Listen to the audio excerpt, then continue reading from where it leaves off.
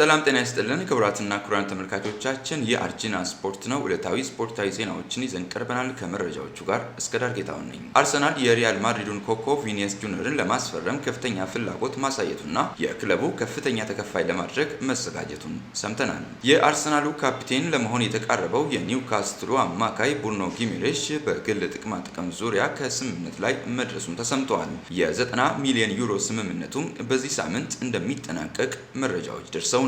ማንቸስተር ዩናይትድ የአርሰናልን ወጣት ተጫዋች ማይልስ ሉዊስ ስኬሊን ለማስፈረም በድንገት እቅድ ማውጣቱን መነጋገሪያ ሆኗል። ቶተናም የሊቨርፑልን ጎዲ ጋክፖን ለማስፈረም ጥረቱን ያጠናከረ ሲሆን ወጣቱ ኮከብ ማይኪ ሙር ደግሞ በውሰት ወደ ኤፍሲ ኮለን ለማምራት ተቃርበዋል። ቼልሲዎች ብራዚላዊን አጥቂ ጃኦ ፔድሮን ለሌላ ክለብ አሳልፈው ላለመስጠት እስከ ሰኔ 2033 የሚቆይ አዲስ የኮንትራት ውል ስምምነት ሊያስፈርሙት መሆኑን ዘ ኢንዲፔንደንት ይዞት በወጣው መረጃ ለመረዳት ችለናል። ወደ አውሮፓ ክለቦች የወዳጅነት እና የዝግጅት ጨዋታዎች ስንመለስ የአውሮፓ ክለቦች ለአዲሱ የውድድር ዘመን ዝግጁነታቸውን ለመፈተሽ ባደረጓቸው የወዳጅነት የዝግጅት ጨዋታዎች ላይ በርካታ ግቦች የተቆጠሩባቸውን ጨዋታዎች መመልከት ችለናል።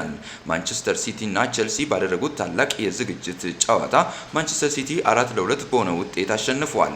ኤርሊንግ ሃላንድ በጨዋታው ላይ ሃትሪክ መስራቱንም ተመልክተናል። ሪያል ማድሪድ እና ባርሴሎና በአሜሪካ ባደረጉት የወዳጅነት የኤል ክላሲኮ ጨዋታ ባርሴሎና 2-1 በሆነ ውጤት ማሸነፍ መቻሉንም ተመልክተናል። ሊቨርፑልም ማንቸስተር ዩናይትድን 3-0 በሆነ ሰፊ ውጤት አሸንፏል። ፋቢዮ ካርቫልሆ፣ ከርቲስ ጆንስ እና ኮስታስ ሲሚካስ የሊቨርፑልን የማሸነፊያ ግቦች አስቆጥረዋል።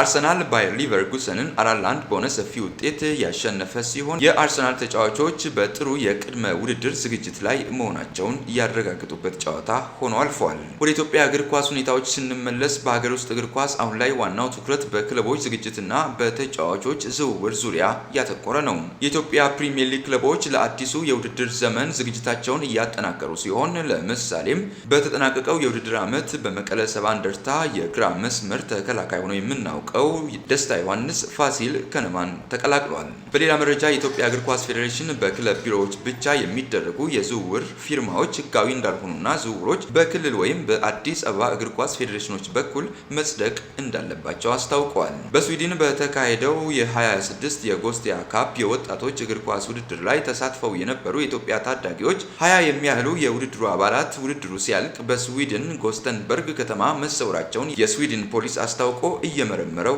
መሆኑን ሰምተናል። ክቡራትና ክቡራን ተመልካቾቻችን ከአርጂና ስፖርት የነበረን ዕለታዊ አጫጭር ዜናዎች እነዚህን ይመስሉ ነበር። አርጂና ስፖርትን ሰብስክራይብ በማድረግ ቤተሰብ ይሁኑ። ይህንን ቪዲዮ ደግሞ ለበርካታ ተመልካቾች እንዲደርስ ላይክ ማድረጋችሁን አትርሱ።